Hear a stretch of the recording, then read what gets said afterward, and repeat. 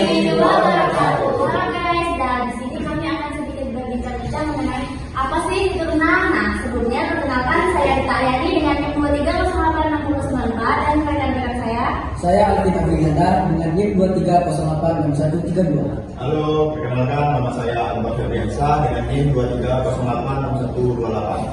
Saya Dia Alamsyah dengan NIM 23086345. Dan saya Misha Dawansa dengan NIM 23086284. Nah, gimana nih guys kalau kalian kuliah sama Pak Berto? Nah, gimana nih bisa renang belum? Kalau pengalaman saya pribadi sih, saya udah bisa renang dari kecil. Cuman kalau untuk teknik yang benar ya perlu kuliah lagi lah, perlu belajar lagi gitu. Teman-teman di sini apakah semuanya sudah TS atau belum? Alhamdulillah udah, tapi baru beda-beda 200 meter. Belum sama sekali. Oh. Kita perlu latihan-latihan lagi karena harus ini ada juga lagi. Mungkin ya untuk lebih dalam ya. Lebih dalam lagi cah di rumah atau buat bisa menambah pengalaman biar kita bisa tes lagi ya Ki. Ya, benar. Masa ketinggalan sama yang udah gitu. Benar-benar. Pembangkit. Ya. Gimana kemarin nih? Saya puji Tuhan siapa? Boleh sedikit Pak diperkenalkan bagaimana biodata atau dari apa? Oke, baik. Perkenalkan nama saya Bangkit Salam Marwau. Saya dulu kalau boleh diulik sedikit sekilas pendidikan saya kuliah di FIK UNB Universitas Negeri Padang. Jurusan saya kepelatihan. Kebetulan cabur spesialisasi saya renang. Cocok sekali. Pas ya. Nanti kan dengan topik kita ini. Gimana sih Pak hari-hari setiap hari ini? Oke, kesibukan saya sih ya biasa. Di satu sisi saya wasit juga, wasit futsal, terus saya juga ngajar di sekolah masih, dan baru-baru ini lagi sibuk saya lagi melatih untuk persiapan tes masuk angkatan. Oh. Jadi ada Bimbel ya.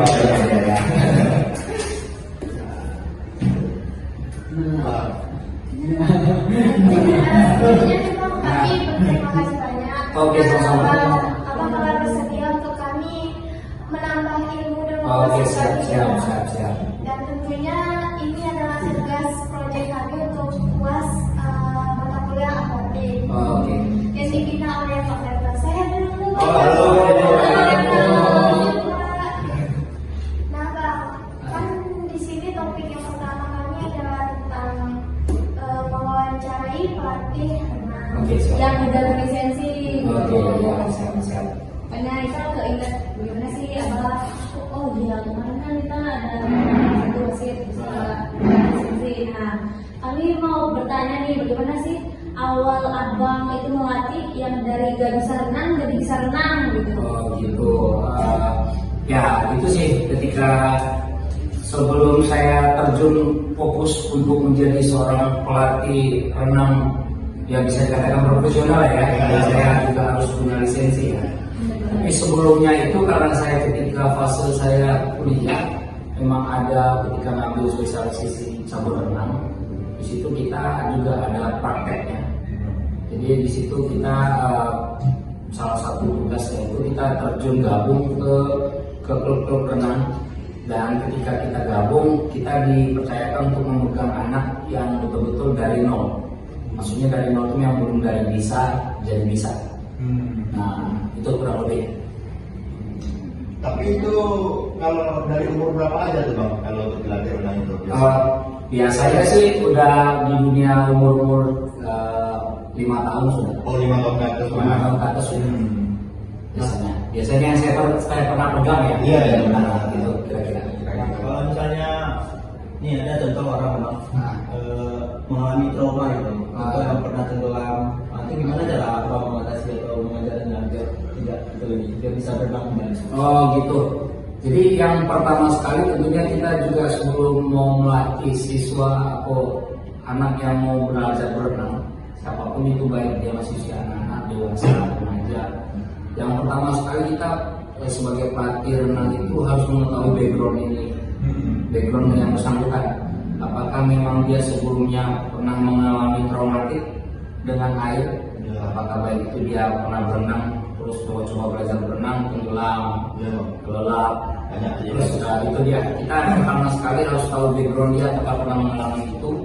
Dan yang setelah kita mengetahui kalau memang dia memiliki traumatik dengan air, otomatis kita melakukan treatment untuk mengatasi supaya si anak, si siswa yang mau belajar berenang ini supaya bisa merilis daripada traumatiknya itu. Nah, ada pas belajar berenang itu kan banyak teknik-tekniknya. Oke. Teknik gaya renang apa sih yang paling cocok untuk seseorang pemula? Oke, baik. Bagi saya pribadi, ketika mau melatih itu, saya menurut pandangan saya sendiri, dari 4 gaya yang ada renang gaya bebas, dada, punggung, dan kuku. Oke, dari keempat gaya ini, saya selalu menerapkan gaya yang untuk perenang dasar itu melatihnya pakai renang gaya dada. Kenapa gaya renang dada? Karena dari keempat gaya itu yang paling mudah adalah gaya dada. Karena yang pertama di situ dia tidak dituntut yang kontinu tangannya yang bersama kakinya langsung. Karena fase recovery-nya ada, jeda tekniknya ada. Jadi untuk perenang pemula itu lebih memudahkan untuk bisa berenang. Jadi yang pertama sekali ketika saya mau melatih calon perenang baru, ya gaya yang saya ajarkan adalah gaya dada. Gaya dada.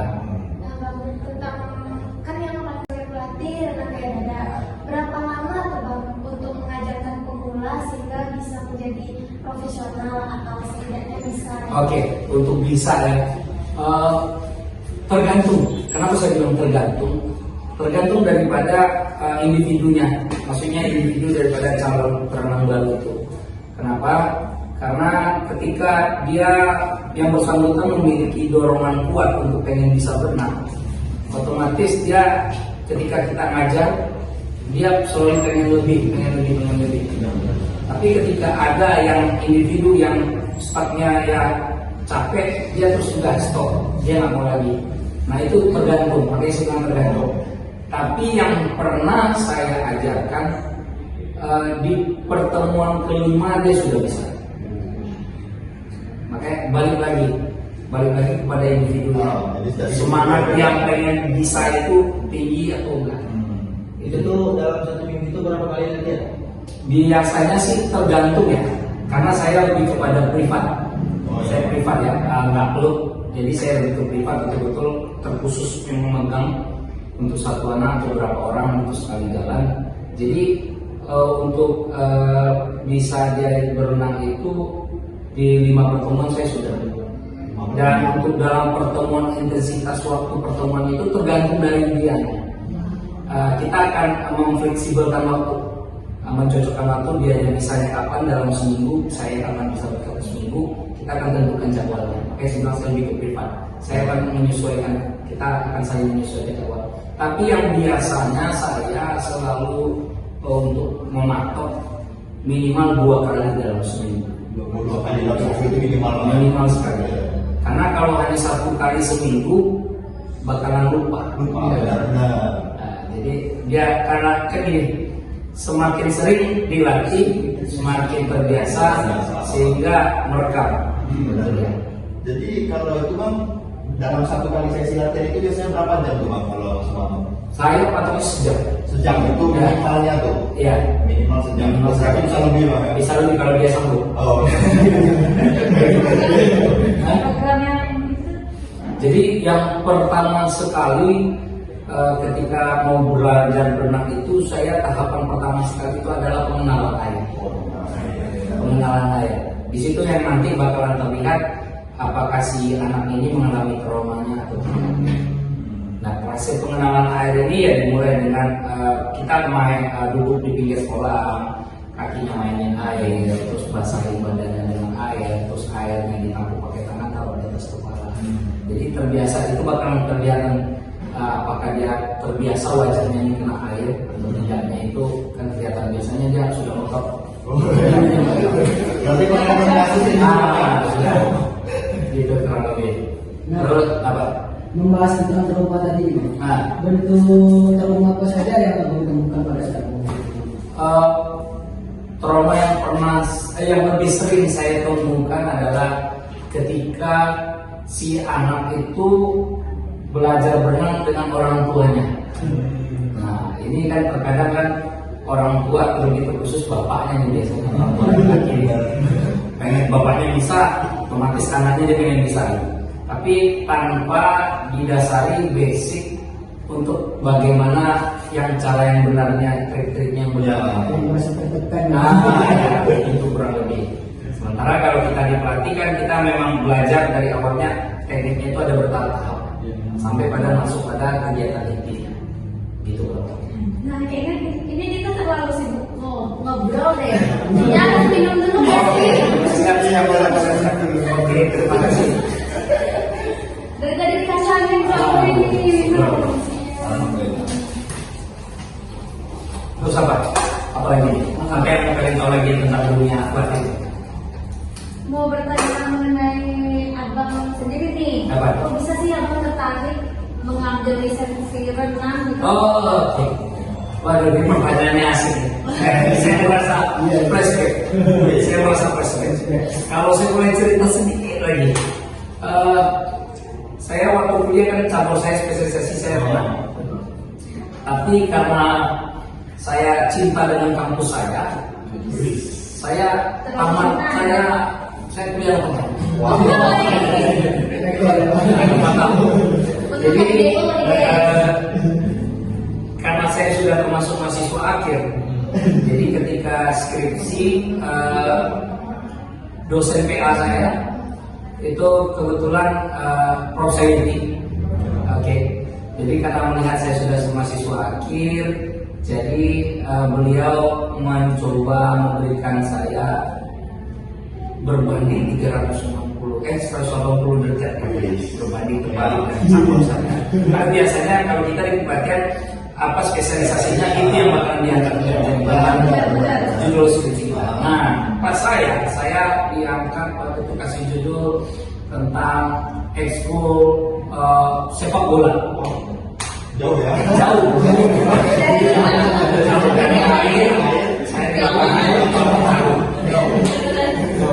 Jadi pertanyaan sama itu waktu itu penguji saya nanya, kamu cabornya apa? Saya bilang kayak, cabor saya renang Pak. Loh, ini kok judul kamu berbanding terbalik?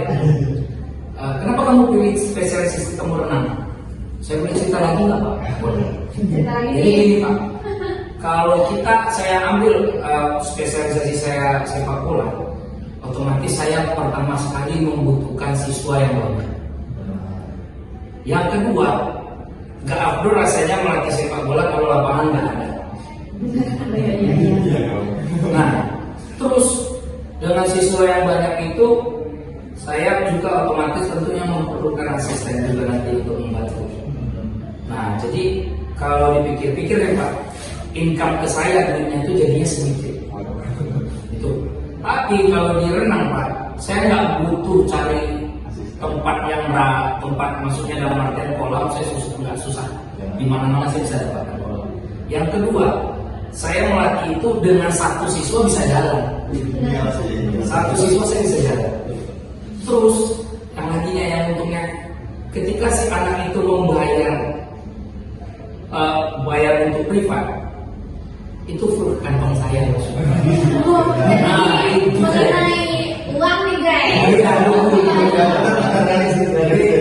Kenapa saya pilih spesialisasinya renang? Yang pertama saya tidak terlalu sulit untuk mencari tempatnya. Yang kedua saya tidak membutuhkan siswa yang terlalu banyak. Satu orang aja saya bisa jalan.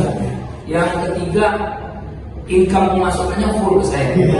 Nah, gitu. Jadi disembari satu siswa ini mau clear jadwalnya sama saya bisa cari siswa yang baru.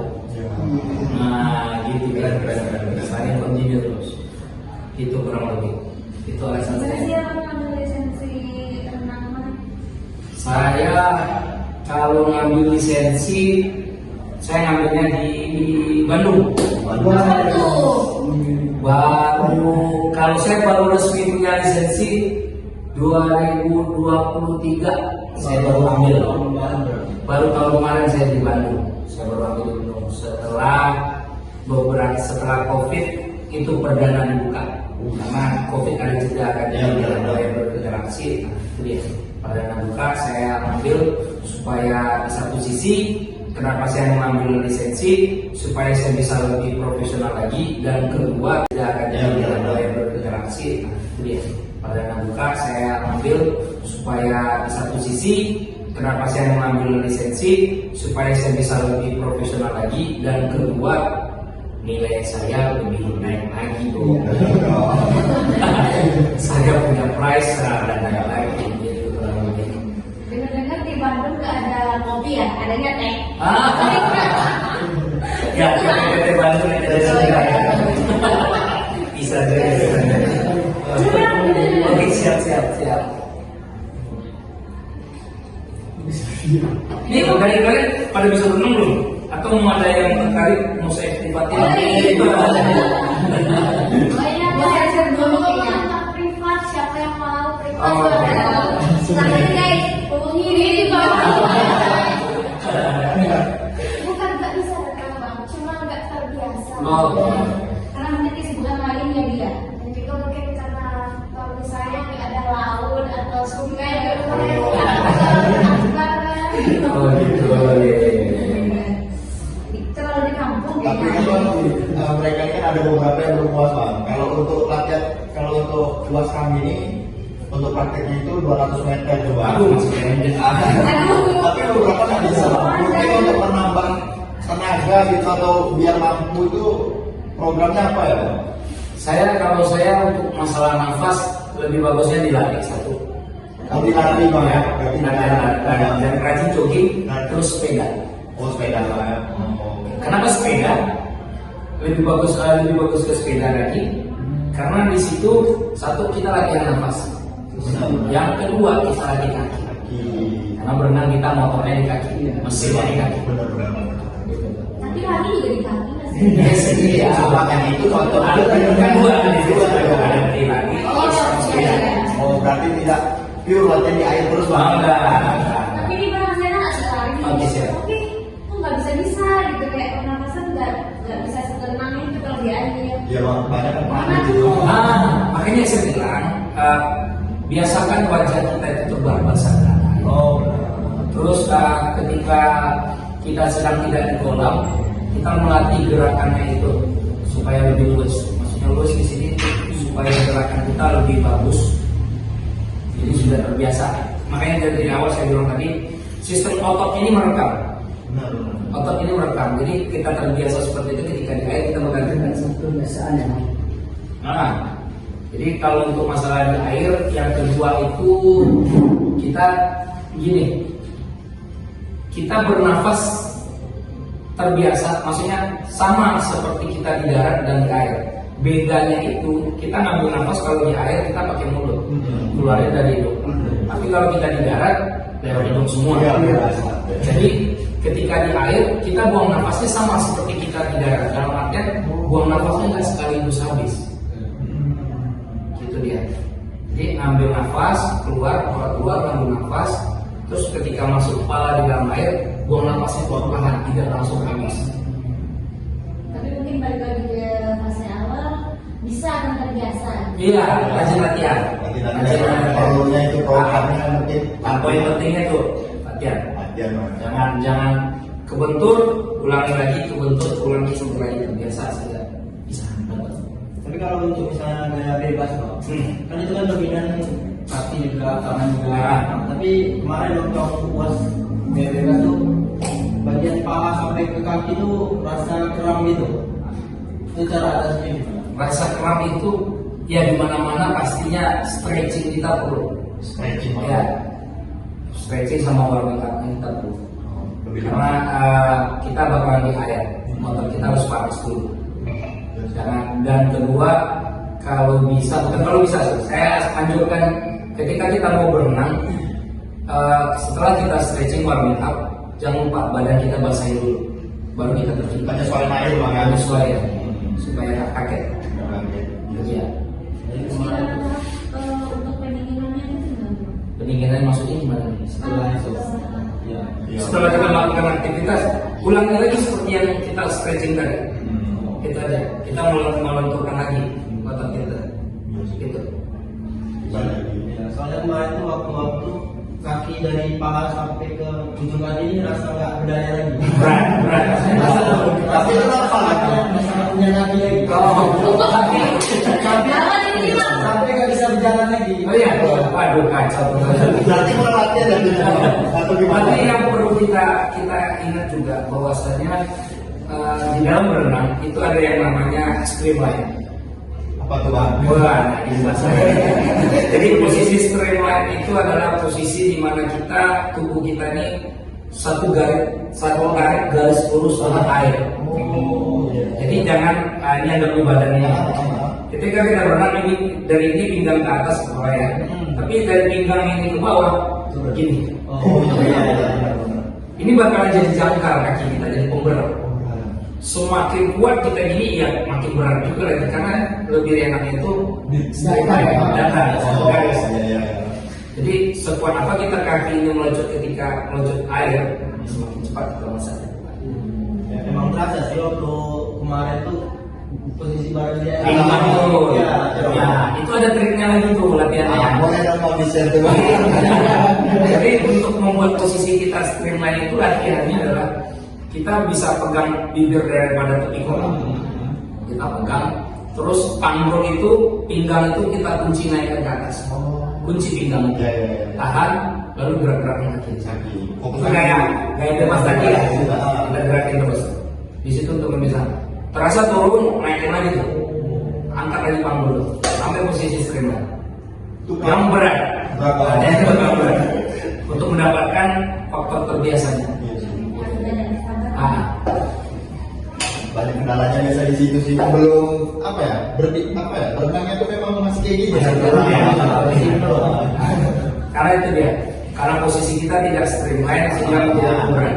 Dan itu makanya mungkin tadi rasa berat itu di kolam kita melatih gerakannya itu supaya lebih luas. Maksudnya luas di sini supaya gerakan kita lebih bagus. Jadi sudah terbiasa. Makanya dari awal saya bilang tadi sistem otot ini merekam. Otot ini merekam. Jadi kita terbiasa seperti itu ketika di air kita menggantikan Satu kebiasaan ya. Nah, jadi kalau untuk masalah di air yang kedua itu kita gini, kita bernafas terbiasa, maksudnya sama seperti kita di darat dan di air. Bedanya itu kita ngambil nafas kalau di air kita pakai mulut, keluarin dari hidung. Tapi kalau kita di darat lewat hidung semua. Jadi ketika di air kita buang nafasnya sama seperti kita di darat. Dalam artian buang nafasnya nggak sekaligus habis. Gitu dia. Jadi ngambil nafas, keluar, ngambil nafas. Terus ketika masuk kepala di dalam air, buang nafasnya perlahan, tidak langsung habis. Tapi mungkin balik lagi ke fase awal bisa akan terbiasa. Iya, rajin latihan. Perlunya itu programnya kan mungkin. Poin pentingnya itu latihan. Jangan kebentur, ulangi lagi, kebentur, ulangi sampai lagi terbiasa saja bisa dapat. Tapi kalau untuk misalnya gaya bebas bang, kan itu kan dominan kaki juga, tangan juga. Tapi kemarin waktu aku buat gaya bebas tuh bagian paha sampai ke kaki tuh rasa kram gitu. Itu cara atasnya gimana? Rasa kram itu ya di mana-mana pastinya stretching kita perlu. Stretching Ya, stretching sama warming up kita perlu. Karena kita bakalan di air, motor kita harus panas dulu. Dan kedua, kalau bisa, bukan kalau bisa sih, saya anjurkan ketika kita mau berenang, setelah kita stretching warming up, jangan lupa badan kita basahin dulu, baru kita terjun. Penyesuaian air bang ya. Penyesuaian supaya nggak kaget. Iya. Jadi kemarin Untuk pendinginannya itu gimana? Pendinginan maksudnya gimana? setelah itu, ya. Setelah kita melakukan aktivitas, ulangi lagi seperti yang kita stretching tadi. Itu aja. Kita melenturkan lagi otot kita. Itu. Ya, soalnya kemarin tuh waktu kaki dari paha sampai ke ujung kaki ini rasa nggak berdaya lagi. Berat. Tapi itu apa lagi? Sangat punya kaki lagi. Sampai nggak bisa berjalan lagi. Oh iya, waduh kacau. Berarti mulai latihan dan atau gimana? Tapi yang perlu kita ingat juga bahwasanya di dalam berenang itu ada yang namanya streamline. Apa tuh bang? Bukan, jadi posisi streamline itu adalah posisi di mana tubuh kita ini satu garis lurus sama air. Jadi jangan ini ada badan ini. Ketika kita berenang ini dari ini pinggang ke atas ke bawah ya. Tapi dari pinggang ini ke bawah begini. Ini bakalan jadi jangkar kaki kita, jadi pemberat. Semakin kuat kita gini ya makin berat juga lagi karena lebih enaknya itu datang garis. Jadi sekuat apa kita kaki ini melejut ketika melejut air semakin cepat kita melesat. Ya, memang terasa sih waktu kemarin tuh posisi badan dia. Itu ada triknya lagi tuh latihannya. Boleh dong kondisian tuh. Jadi untuk membuat posisi kita streamline itu latihannya adalah kita bisa pegang bibir daripada tepi kolam, kita pegang, terus panggul itu, pinggang itu kita kunci naikkan ke atas, kunci pinggang, tahan, lalu gerak-gerakin kaki. Itu gaya bebas tadi ya, kita gerakin terus. Di situ untuk misalnya, terasa turun, naikin lagi tuh, angkat lagi panggul, sampai posisi streamline. Yang berat, untuk mendapatkan faktor terbiasanya. Banyak kendalanya biasa di situ sih. Belum berenangnya itu memang masih kayak gini. Karena itu dia, karena posisi kita tidak streamline sehingga menjadi berat. Dan itu makanya mungkin tadi rasa berat itu kaki sudah ekstra, ekstra, tapi melesat ke depannya kurang jadinya. Kenapa? Berat kayak ini. Mungkin di satu sisi jadi penghambat juga posisi kepala yang tidak melihat ke bawah. Jadi yang benarnya itu posisi kepala ini harus ke bawah, pandangan ke bawah dan kepala ini semuanya masuk dalam air jadinya. Jadi posisi tangan itu berada di atas telinga, membentuk seperti ini. Jadi ini kalau bisa dilihat sampan atau kapal, ujungnya runcing kan, itu fungsinya untuk memecah air, sama kita. Fungsinya juga untuk memecah air supaya kita melesat ke depan. Jadi kepala kelihatan ke bawah, kalau kepala normal ini jadi penghambat. Sementara tujuan kita untuk melesat maju ke depan. Itu kurang lebih. Baru lagi nih guys. Semoga yang berpuasa cepat selesai puasanya. Ini baru yang pesatnya, programnya bisa dicoba. Guys, inilah pengalaman baru untuk kami ya. Terima kasih Pak. Oke, siap, sama-sama. Tapi kami ini mohon izin Pak, bukan dari kami. Kami ini mau upload di YouTube sama di Instagram. Oh gitu ya, siap teman. Tugas akhir nih. Tidak apa-apa. Jangan lupa lah nanti di like, subscribe. Oke, siap.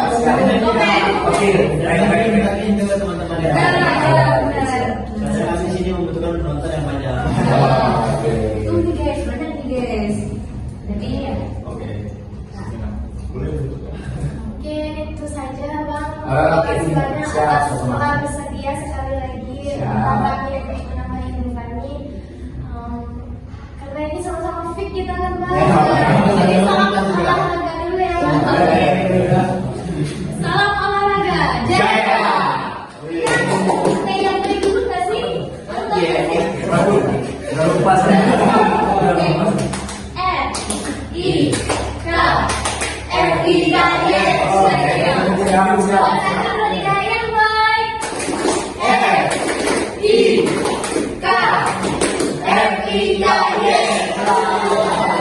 Oke guys, jangan lupa like, comment, and subscribe.